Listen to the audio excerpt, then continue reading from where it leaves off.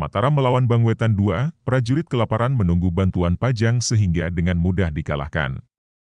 Menurut Babat Tanah Jawi, setelah Tumenggung Alap-Alap berangkat maka Kanjeng Sultan juga mempersiapkan pasukan yang tak kalah besarnya. Mereka juga akan menghadang pasukan Bangwetan. Jika lolos dari hadangan Tumenggung Alap-Alap maka pasukan Bangwetan itu masih harus melawan prajurit Mataram yang dipimpin langsung oleh Senopati Inggalaga yang menempatkan diri di daerah sebelah barat Pajang. Alangkah kagetnya Kanjeng Sultan ketika beliau mesanggrah di sebelah barat Kadipaten Pajang. Beliau mendengar kabar bahwa sang adipati tidak berada di Kadipaten. Dia sudah pergi dan mesanggrah di Dusun Siwalan untuk membantu para prajurit Bangwetan. Dengan kata lain Adipati Pajang balela kepada Mataram. Nuwun sewu, Kanjeng Adipati. Kedatangan saya kemari diutus Kanjeng Sultan supaya menanyakan, kenapa akhir-akhir ini Kanjeng Adipati kok tidak mau sowan menghadap Raja di Mataram? Mendengar pertanyaan itu Kanjeng Adipati Endredeg, gemeter, ketakutan. Ternyata Kanjeng Sultan mengetahui rencananya mau balela berpihak ke musuh, yakni prajurit Bangwetan. Utusan, sampaikan permohonan maafku kepada Kanjeng Sultan. Hanya karena kesibukanku akhir-akhir ini mempersiapkan pasukan dan kali ini menghadapi musuh dari Bangwetan inilah maka aku sampai lupa sowan menghadap Kanjeng Sultan. Lupa. Apa kamu kebanyakan makan berutu? Gerutu utusan tadi kemudian kembali lagi bergabung dengan prajurit yang ada di pesanggrahan sebelah barat Kadipaten Pajang.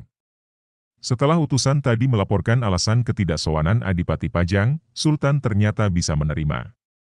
Adipati Pajang diampuni.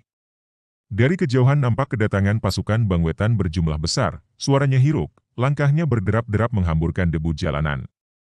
Mereka membawa umbul-umbul, rontek, kelebet, dan tanda-tanda kebesaran lainnya.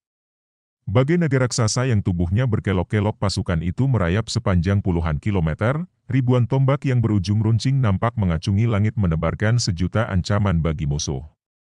Mereka berhenti dan mesanggrah di sebelah timur Dusun Siwalan. Mereka membuat garis demarkasi berhadapan dengan pasukan prajurit Mataram.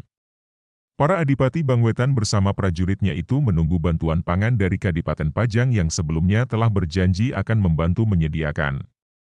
Namun bantuan itu tidak kunjung datang. Pasukan Bangwetan dari hari ke hari hanya menunggu dan menunggu saja. Sedangkan pasukan Mataram menanti strategi apa yang bakal diterapkan oleh musuh. Mereka berhati-hati dan waspada jangan sampai terjebak oleh tipu daya lawan. Tumenggung Mertalaya, selidiki apa yang sesungguhnya terjadi dengan pasukan prajurit Bangwetan itu? Kenapa hanya terus menunggu, perintah Kanjeng Sultan?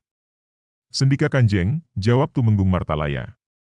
Dengan disertai pengawal berkuda mereka mengitari pesanggrahan musuh dari jarak jauh. Berhari-hari penyelidikan ini dilakukan. Akhirnya didapat kesimpulan bahwa pasukan Bangwetan menunggu bantuan pangan dari Kadipaten Pajang.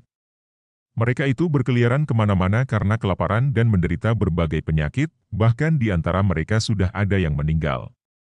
Kanjeng Sultan, kita serang sekarang saja. Kondisi musuh itu sudah kepayahan dan kelaparan, kata Tumenggung Mertalaya.